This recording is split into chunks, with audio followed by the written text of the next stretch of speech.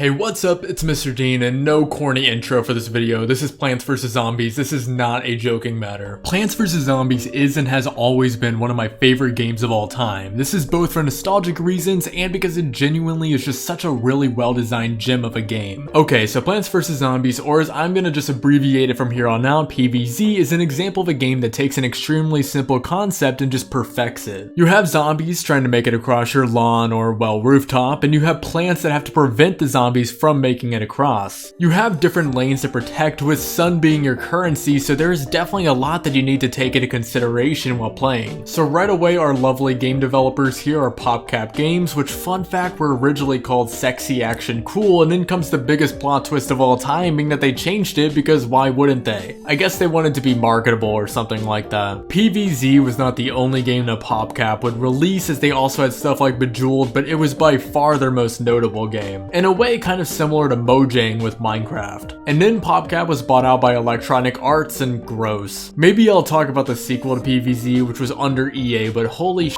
is EA's presence very apparent with that game. But we are here for the original, so let's load that baby up. Also, please note that this video is specifically about the PC version of this game on Steam. I know there are a multitude of releases ranging from mobile to console to DS with various features on each one, but let's stick to PC for the sake of this video. Right away, we get a title screen that just fills me with nostalgia. I just love how the UI is themed around a tombstone. It just gets you into zombie hunting mindset right away. I'll get into the other modes in this game after talking about the main game, so let's just jump right into that. So yeah, as I said, you have multiple different lanes that you need to protect, with zombies going down them in waves, and you place down plants to protect your lawn. If a zombie does make it all the way across, a lawnmower will race across that one lane, taking out any zombies on that lane, but after that one lifeline happens, you are fully vulnerable on that lane for the rest of the level. Don't be fooled, this game still can get difficult if you aren't being careful. Also, as I mentioned before, placing down plants costs sun, which either falls from the sky during daytime levels or can be obtained by placing down a sunflower. So first level in the game, you start out with just a pea shooter, which, as the name suggests, shoots peas out somewhat quickly, taking 10 peas to take out a basic zombie. The first level just has one lane for you to protect, as it's just there to teach the player how the game works. After each level, you unlock a brand new plant you can use, which works so well for keeping the player excited to play through levels. I mean, you get a brand new plant you can use each time, which is pretty fun. Otherwise, I could definitely see the main campaign for this game getting a bit monotonous, but since the game is constantly throwing new zombies and usable plants at you, it keeps it fresh and engaging. Also, I love how the plants have so much charm and personality to them. Like, look at how they just kind of bop around to the music playing. So I'll just go level by level and talk about each plant and zombie introduced, because there's a lot to say about this. Okay, so our next level gives us the sunflower, which when placed gives us sun, which we of course use as currency. The sunflower does not have any way of defending itself, so it is best used closer to the end with the lawnmowers. The most basic strategy of this game is immediately placing sunflowers as soon as each level starts, because trust me, you'll be needing sun quickly produced. Next is the cherry bomb, which blows up with a small explosion covering a couple of tiles. It takes out basically anything that falls in this radius though with ease. It does have a pretty slow recharge in between uses though, which prevents it from being too overpowered. Also, our first new zombie appears here, that being the conehead zombie. This is just a normal zombie with more hit points, so nothing too notable here. Having two pea shooters can take these out pretty seamlessly. Next up, we unlock the walnut, which doesn't attack but simply acts as a shield for your plants in whatever lane it is in with its large amount of hit points. Then we get a fun little bowling minigame as the 5th level, where you bowl using these walnuts, which this specific minigame has always hit a soft spot for me. Each of the 5 worlds, or whatever you want to call them in this game, have a minigame level, and this has always been my favorite one for no particular reason. Also, this part of the game is our introduction to Crazy Dave, who is maybe my favorite video game goofball of all time. He acts sort of as our narrator throughout the game. He speaks coherently enough for you to understand what he is saying, but by no means is he speaking perfect English in this game. That's what makes him so funny though, he is just insane. You also unlock the shovel right before this level, where you can dig up a plant in order to clear up whatever tile it was on to plant something else there instead. And then after our little bowling venture, we get the potato mine, which can be planted on a tile, and after a few few brief moments it will spring up and act as the name suggests, exploding on whatever unfortunate zombie steps on it. Also at this point we got pole vaulting zombies, which can run fast up to the point where they run into a plant and then they vault over said plant to avoid it. So with these, there will be times where it is effective to say use a sunflower or potato mine to quickly make it go slow and become more vulnerable. Then we unlock the snow pea, which is like the pea shooter but makes zombies become much slower upon getting hit with its snow peas. Then we get the chomper, which just completely chews up any zombie that walks into it. After eating a zombie though, it takes a good few moments for it to fully chew it up, and you even see the zombie's arm just hanging out of its mouth. Also, now we get another new form of zombie, the bucket head zombie, which acts similarly to the cone-headed zombie, where it has a dramatically increased amount of hit points. That was a lot of time saying zombie in one sentence. And finally, in the final normal level, the first world, by the way, I don't know if world is the right term, but I'll just stick to that,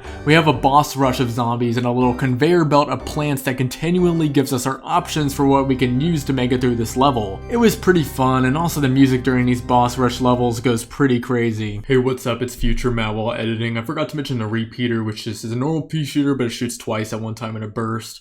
So yeah, back to the video, just wanted to point that out. Okay, now it's time for the second set of levels. Now it is nighttime, which shakes gameplay up quite a bit. So now sun does not fall from the sky, and also there are gravestones, which anytime a final wave of zombies comes by, a zombie will come up from each tombstone. Aside from that, same general concept is at play here. So first level, we got newspaper zombies as a new enemy, which once your plant takes out its newspaper, it gets angry and actually kind of terrifyingly runs towards the plants. I remember as a kid legitimately getting traumatized by this specific zombie. Also, we have the puff shroom, which causes zero sun and attacks only from short range. Now, I'm no expert on the tech in this game, but you know, this maybe just feels slightly powered. Yeah, these shrooms aren't nearly as effective as they fall asleep in the day without assistance of a certain plant we will unlock later on, but it's a zero sun and it reloads quickly, so in theory you could just spam this. It should also be noted that it is in this level where you start collecting coins, which more on what those do later. We then unlock the sun shroom, which is kind of like a little mini sunflower. First it is small and it gives you only 15 sun, but then eventually it grows up and gives you the same amount a normal sunflower would. Level 3, we now have the fume shroom, which is quite useful for our new zombie friend, the screen door zombie. This bad boy has a shield with a ton of hit points, but thanks to the fume shroom you can shoot right on through that to make the screen superfluous. And then we get the grave buster, which we can use to take down tombstones. Also, it was specifically here on this level that Crazy Dave sold me a new plant slot for 750 coins, which basically meant that I could pick between 7 different plants versus the original 6 slots we had. We also now have access to the almanac after completing this level, which just gives us basic information about all the plants and zombies that we have encountered up to whatever point you open the book at. It's a cute feature to add in. I remember having a ton of fun going through this as a kid. Alright, now it's time to play whack-a-mole with zombies coming out of the tombstones, and this is by far the easiest level in the game. It occasionally gives you sun to plant stuff, but by no means is this a requirement to beat this level. You can definitely just kind of spam your way through this. First off, with the next level is the introduction of the football zombie, which is definitely 9-year-old me's worst nightmare. Not only does it run up towards your house, but it has an unhealthy amount of hit points. Here we get the hypno shroom, which any zombie that eats it forgets which team it's on and just runs the other way and starts eating other zombies, which, I mean, thanks, I guess. Doing this with the football players is definitely the most effective way to get through these levels. Then we get the Scaredy Shroom, which kind of acts the complete opposite of the Puff Shroom. Instead of only attacking at a short range, this attacks the entire distance of whatever lane it is placed on. However, the catch is that whenever a zombie gets too close to it, the Scaredy Shroom will cover itself up and stop fighting, making it fully vulnerable. Personally, this has always been such a meh plant in the game. Like, why wouldn't I just use the Fume or Puff Shroom? Then we get the Ice Shroom, which freezes every zombie on the screen for a few seconds and then continues to make them extra slow temporarily. This one is pretty good, especially effective against the Disco Zombie, which is so adorable I can't even bring myself to hate him. He dances around and makes 4 zombies spawn out of nowhere every few seconds as long as he is alive, but just look at how smooth and elegant this man is. Then we get the Doom Shroom, which just creates a massive explosion, so massive that it leaves a crater in the ground that you temporarily cannot plant anything in. Then we get another boss rush type of level, and same thing as the daytime front yard, it isn't too bad or anything. One thing I will go ahead and point out here is how much I love how the zombies write you a handwritten note every time a boss level happens. Like, look at how wacky this is. Now all of a sudden the zombies are attacking our backyard now, so we gotta defend that all of a sudden. Why the zombies didn't just attack everything at once, I have no idea. So now we got 6 lanes we've gotta defend, with 2 of those being filled with water, so now we gotta use a new plant we unlocked, that being the lily pad. Any ground plants need to be placed on a lily pad in order to defend the zombies that are moving over the water. For the next level we get the squash, which once a zombie gets within 1 tile of it, the squash will jump up and completely demolish said zombie. Also here in this level I got a present unlocking the ability to play the mini games in the game, which more on those later once I'm done talking about the main game. And then we get to meet the bane of my f***ing existence, the snorkel zombie. Anyone who has played this game knows how obnoxious these are. Basically they snorkel their way up to your plants on the lily pads, and since they are swimming, the plants don't attack them until they make it all the way over to them. Aside from that, you get to use the 3-peater, which acts as a normal pea shooter but shoots peas in both its own lane and the 2 lanes next to it. We then get the tangleweed, which can quickly take out those pesky snorkel zombies, which is such a lifesaver, well, for us, not the zombies. Then again, this level we get the car keys, which we can use to spend our hard-earned coins on some plant upgrades. This could be buying pool cleaners, which give you an extra line of defense on any water areas, similar to what the lawnmowers do, or entirely new plant upgrades. Our little mini game here is literally a mini level. All the zombies are tiny and move extra fast with less hit points. High key is kind of stressful, I won't lie. Then we got these zombonis, as the game calls them, which just ride a vehicle and leave a trail of ice on lanes while also demolishing any plant in its path. You can also use the new jalapeno to quickly take it out though, which leaves a big trail of fire all across any specific lane. Also, then we get the spikeweed, which can attack any zombie from below on 1 tile and also can pop the tires of the zombonis. Also, if the zomboni does successfully leave a trail of ice, a zombie bobsled team will pull up and attack, which I didn't get footage for this since I'm too good at the game and stop the zombonis each time, but yeah, that can happen. Alright, time to complain again. F the dolphin rider. I think any Plants vs Zombies player has shivers run up and down their spine whenever they hear this noise. Yeah, the dolphin rider rushes along the water pass and leaps over the first plant in its path, and it's insufferable. Now we get the torchwood, which is the Mr. Dean classic in my arsenal. Any pea that goes through its fire does double damage, well, except for icy peas, which then get turned into normal peas. Also, we then get our hands on the tall nut, which can block the dolphin rider, thank and also it acts as an extra tough version of the walnut. And also, once again, another boss rush level, pretty fun stuff. Alright, now it's time for Nightfall to happen once again, and now we got fog everywhere and water, which is nifty. First, we get the sea shroom, which similarly to the puff shroom is completely free and is only used on the water. The difference here is that the sea shroom has a slow recharge, which honestly is probably how the puff shroom should have been if they were to go down the whole making it free route. However, maybe it's just me, but I feel like having plants that are free is, get this, dumb. Also, we get to deal with the Jack-in-the-Box zombie, which if the Jack-in-the-Box goes off, it decimates any plant that is near it. In order to deal with the fog, we can use the plantern, which, I mean, sure, we'll go ahead and call this a plant. It lights up the fog so you can see, which helps a bit if you are struggling to react quick enough to oncoming zombies. The cactus is used to take out another new zombie, that being the balloon zombie. However, aside from this one zombie, the cactus is basically completely obsolete. It is a more expensive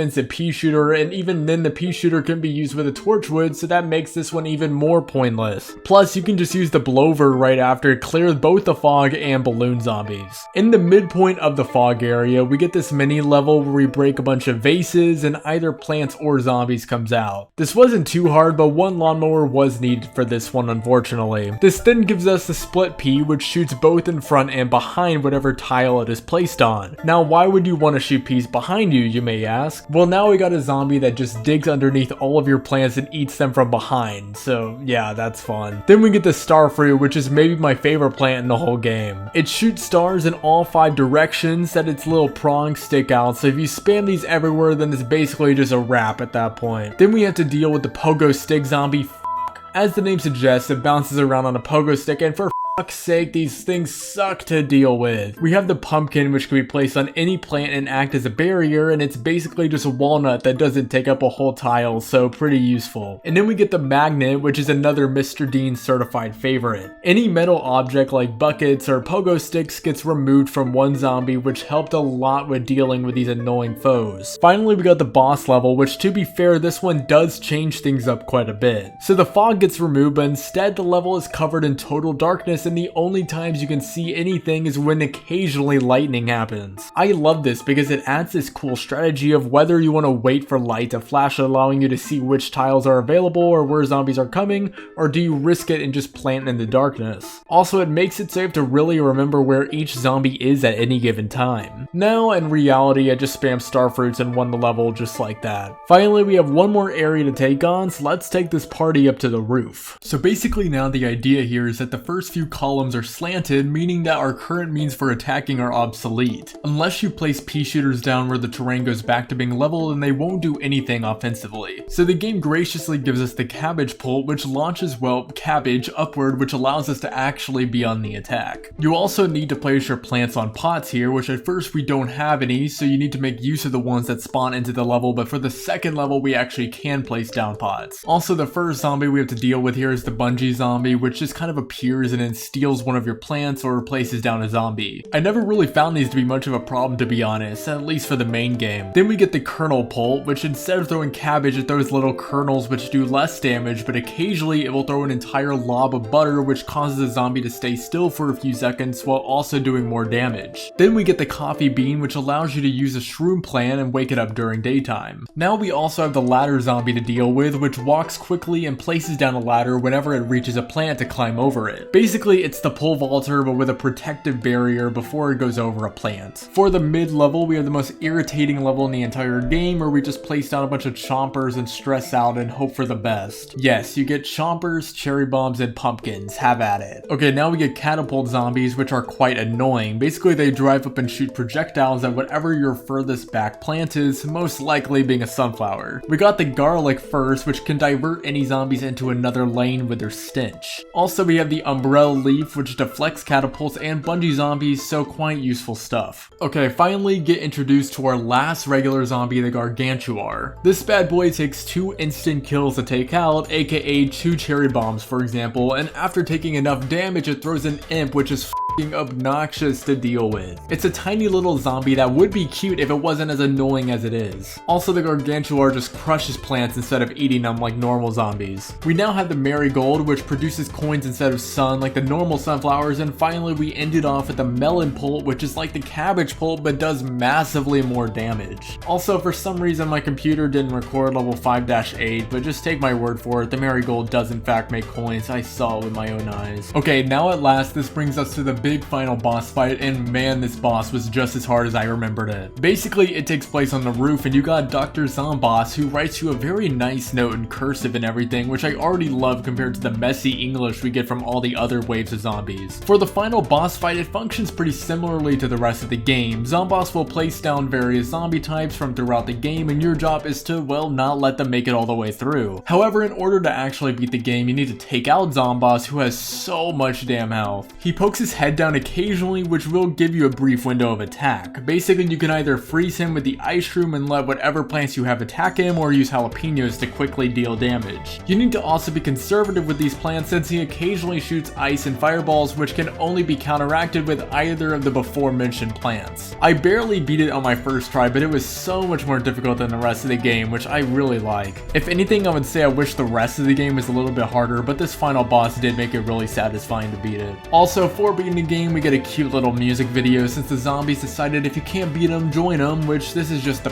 perfect ending for this game. So yeah, that's the main game for Plants vs. Zombies. I mean, there's also quite a bit of other stuff to do, so let's just go ahead and quickly go over and run through that. Now, I won't go over every single minigame here, so let's just go over what my personal favorites were, or at least the ones that stood out while I recorded this. I thought It's Raining Seeds was pretty cool. Basically, it is raining in the level, and lo and behold, seeds are also raining down, which are the ones you use to fend off your lawn. on. Seeing stars was pretty cool too. You just need to plant stars in all these spots, which yeah, it was easy, but I just find spamming stars to be really entertaining. Portal combat, both awesome name and awesome minigame. Your plant projectiles and the zombies go through one portal and go out the corresponding portal, which changes up the strategy you need to employ slightly. Finally, also column like you see it has always been a personal favorite of mine. You basically place plants in entire columns at a time and it is just chaos. Also, there are puzzle minigames like vase breakers, which we already had earlier in the game, and zombie mode where you are the zombies and you have to eat all the brains, which is pretty fun. Finally, there is survival mode where you pick from a variety of stages and you have a set amount of flags that you need to achieve. Basically, you make it through one level, then you get to switch out what plants you use and rinse and repeat. There are different variations of this, including the endless mode where you just keep on going as long as you can. You can get achievements throughout the game, which goes quite a long way down. You can even make your own zombie with a zombitar, which came later in an update, which I mean, cool addition I guess. It just seems really bizarre to me, but I guess this is a fun 10-second long time waster. Also, as I mentioned earlier, there are a few plants and other items that you can buy from Crazy Dave in the shop, such as the Gatling pea, which you can place on top of a repeater and it shoots 4 peas at a time, or the twin sunflowers, which can produce 2 sun at a time. And with all that, that's the gist of Plants vs. Zombies, at least the Game of the Year edition on Steam. Like I said way back at the beginning of the video, there are different variations of this game with varying features, such as the console edition, which came with multiplayer, which why the f was this locked to this version of the game? This would be such a cool feature to have on PC, where you could play with someone online and one person controls zombies and the other person is the plants. Or there is even a version of the game on DS with exclusive stuff too. This is just a tad bit annoying because it doesn't really feel like there's a truly definitive version of the game. However, as for the game itself, this is iconic for a reason. This basically perfects the tower defense genre, at least to me. For a game that could so easily have become stale, it is so full of life. All the plants feel like they belong and have personality. For the most part too, the game feels balanced. I'm sure that there is some crazy PvZ tech that I am not even aware of, but from a basic player's perspective, every plant felt like a pretty viable option and like they had some sort of use. The only way that I felt that this game sometimes felt like it was falling short is replayability. I mean, once you beat the main game and play a few minigames and puzzles, there really is not that much keeping you coming back. I guess playing the endless challenge and seeing how far you can get, but even then I have to admit the main thing that kept me excited while recording was the nostalgia I have for the game. That doesn't make it bad or anything. I mean, the game sort of counteracts this with the Zen Garden, so if the whole process of growing plants and making your own combination within the garden appeals to you, then well, that is a pretty well-made feature. One thing that I think could have been a cool inclusion is a sandbox mode where you can plant whatever or however many plants you want and spawn in zombies to your heart's content just to see how long your set of plants can survive for. This wouldn't have been an earth-shattering feature or anything, but I think it's one thing that could have been pretty cool. For what the game is though, it has a really fun main story mode with creative plants, great sound design, and a great selection of minigames and such. Maybe in the future I'll look at the future entries in the series, but for now, thank you so much for watching, and as always, peace out.